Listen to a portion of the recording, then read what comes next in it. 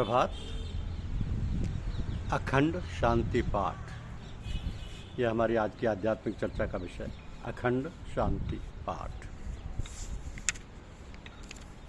आध्यात्मिक विषयों पर चर्चा के मध्य यूँ तो लाभ हानि का तस्करा बिल्कुल बेमानी है।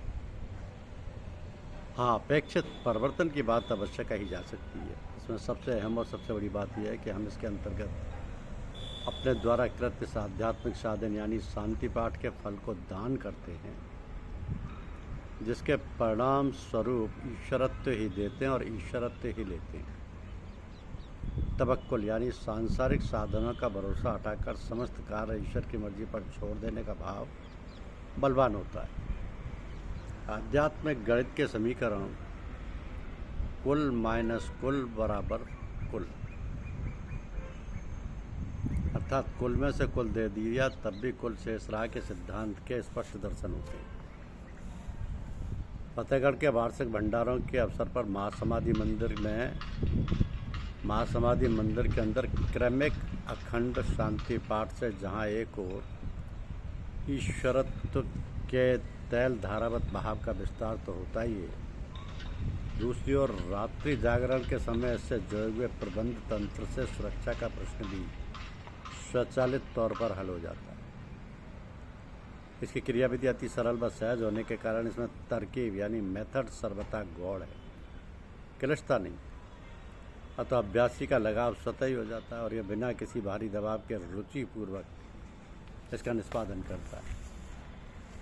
तो शांति शब्द का प्रयोग मन की एक अवस्था यानी अवस्था विशेष के जिन अर्थों में किया जाता है वह है वेग।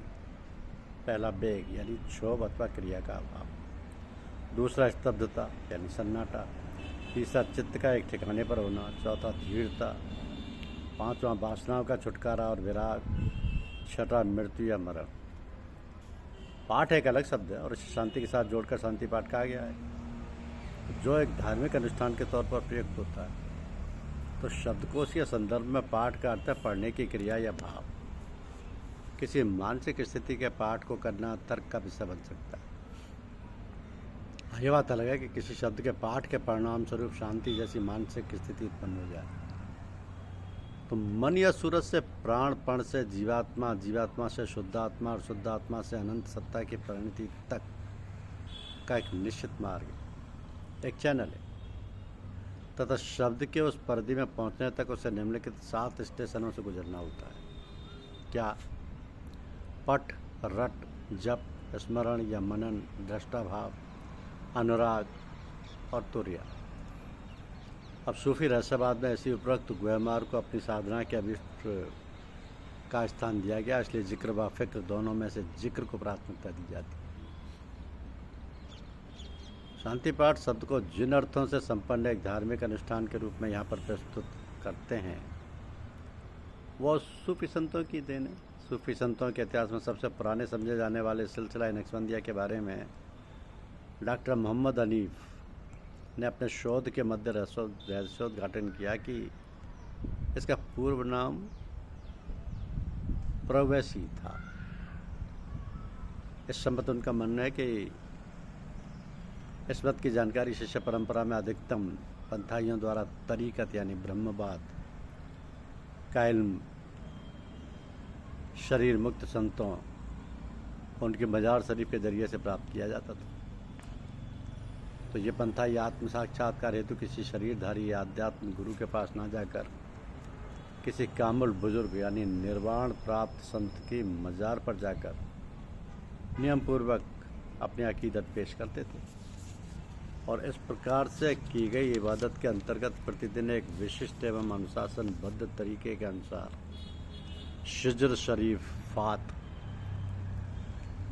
दुरूद शरीफ और तब प्रसाद चढ़ाने का मंत्र, कुल इत्यादि का तो पूर्ण समर्पण भाव से पाठ किया करते थे। किसी आशा विशेष एवं मंत्रों की पवित्रता के प्रश्न को दृष्टिगत करते हुए इनका मूल पाठ न देकर केवल भाव की स्पष्टता हेतु यहाँ पर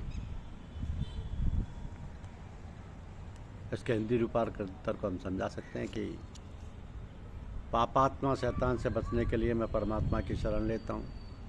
प्रथम स्मरण करता हूँ परमात्मा का जो अत्यंत कृपालु व दयालु है, हर प्रकार की स्थिति भगवान के ही योग्य है। वह परमपिता परमात्मा संपूर्ण विश्व का पालन पोषण करने वाला उद्धारक, परम कृपालु एवं परम दयालु है।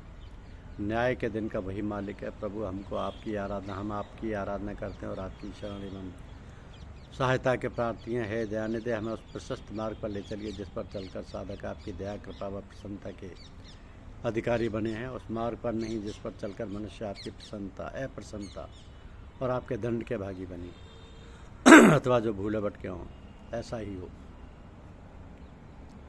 दूसरे है परमपिता परमात्मा हमारे आश्रय हज़रत मोहम्मद पर जो बड़े कृपालु, दयालु और बड़े दाता हैं। आपकी कृपा की दृष्टि कर उनकी संतान पर भी अपनी दया व कृपा की दृष्टि करें, उन्हें दीर्घायु प्रदान कर सदा प्रसन्न रखें। तीसरा है पैगंबर लोग तुम्हें परमात्मा का बेटा बताएं, तुमसे परमात्मा का हाल पूछा तो तुम उनसे कहना कि वह परमात्मा एक है, वो बेनियाज है, उसको किसी के आश्रय की आवश्यकता नहीं। ना उससे कोई पैदा हुआ है, ना वह किसी से पैदा हुआ है, ना उसकी समता का कोई दूसरा है। ये कोई अलग या भिन्न बात नहीं है। हिंदुओं में भी अदृश्य देवी देवताओं की आराधना आज भी प्रचलित है। ये लोग भी अपनी पूजा अर्चना की समाप्ति पर अपने आराध्य की आरती उतारते हैं। आरती षडोपचार पूजन का एक अंश है। इसके अंतर्गत पढ़ा जाने वाला स्त्रोत हृदय विदारक पीड़ा के भाव से संपन्न होता है और इसे अत्यंत कातर व संवेद स्वरों में लय होकर ही गाया जाता है।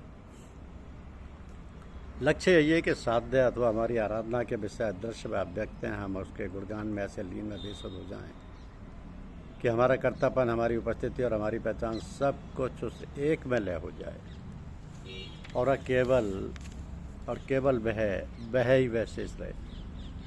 इस सिद्धांत का सबसे अधिक विस्तार अद्वैत वेदांत के वाद सूफी मतावलंबियों के मध्य हुआ और इसका आकार भी बढ़ा। परम पूज्य श्री लालाजी महाराज की समाधि पर उनके सालाना जलसा और भंडारे के अवसर पर संपन्न होने वाले अनेक दूसरे कार्यक्रमों के मध्य सबसे अधिक आकर्षक, सहज और प्रचलित कार्यक्रम शांति पाठ ही। इसमें भिन्न भिन्न संप्रदायों के हजारों की संख्या में मतावलंबी सीधी सीधी लंबी लंबी सफ़ेद चादरों के दानों और कतारबद्ध होकर बैठते हैं।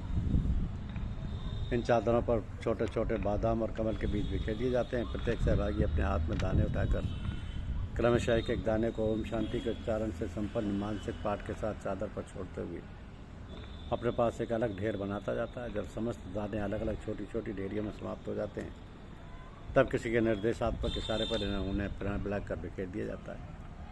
समय व सामर्थ्य के अनुसार यही क्रिया अनेक बार दोहराई जाती है। अंत में प्रसाद लाकर बीच में रखा जाता है। सभी सहभागी याचना की मुद्रा में अपने दोनों हाथ ऊपर उठाते हैं और इसी बीच बगैर आवाज़ के और बगैर जुबान के होठों को प्रयोग में लाते हुए कुछ मंत्र पढ़े जाते हैं। बाद में इस प्रसाद को सहभागियों में बांट दिया जाता है, जो उसे बड़ी श्रद्धा के साथ ग्रहण कर उसका पान करते हैं। तो यह तो शांति पाठ का बस इतना सा वृत्तांत है, किंतु उसके गर्भ में छुपी सच्चाइयाँ और भी हैं। शांति पाठ नामक अनुष्ठान जैसा कि आज प्रचलित है, परम पूज्य श्री लालाजी महाराज के भौतिक जीवन काल पर्यंत अस्तित्व में नहीं आ पाया था। उस समय केवल शरीर मुक्त सूफी संतों के ओर के अवसर पर दुरूद स्वरूप का ही पाठ किया जाता था। बाद में से संतों व महापुरुषों के निर्वाण दिवस के अवसर पर भी किया जाने लगा तथा इस प्रकार पर्याप्त समय तक इसका अस्तित्व सूतक अनुष्ठान के तौर पर प्रचलन में रहा। और यह आज भी आम धारणा है कि यह मृतकों के में से किया जा सकता है, शरीरधारियों के लाभार्थ अथवा उनके पक्ष में नहीं किया जा सकता। तो शांति पाठ का यह अनुष्ठान आज केवल शरीर मुक्त संतों के लिए ही सीमित न रहकर इसका प्रचलन अपने शरीरधारी आध्यात्मिक गुरुजनों एवं अन्य पूज्य व परिजनों के वास्ते भी किया जाने लगा है। इतना ही नहीं, अनेक प्रेमी बंधु बांधवों, माता पिता व बेटे बेटियों के लाभार्थ उनके पक्ष में भी इसका प्रयोग देखने को मिलता है। किसी बुजुर्ग की समाधि पर हाजिरी के मौके पर माला के एक एक दाने पर ओम शांति का जाप किया जाता है। ये जाप कम से कम एक माला 108 अवश्य होना चाहिए। तो शांति पाठ के समापन पर सबके मध्य प्रसाद रखकर याचना की मुद्रा में उठाकर मन ही मन शांत भाव से दुआ पढ़ी जाती है कि हे परमपिता परमात्मा, समर्थ सदगुरुदेव श्री श्री लालाजी महाराज, हम आपके यहाँ बहुत ही कमज़ोर और नालायक बंदे हैं। इस लायक नहीं कि आपके नज़दीक भी आ सकें, किंतु अपने सदगुरुदेव की निस्बत से हम आप में अपना ईमान लाए हैं। तो इस सामूहिक शांति पाठ का जो भी सबब या सुपर निकाल हो, वो अमुक व्यक्ति या संत के माध्यम से पहुँचे। आमीन। धन्यवाद।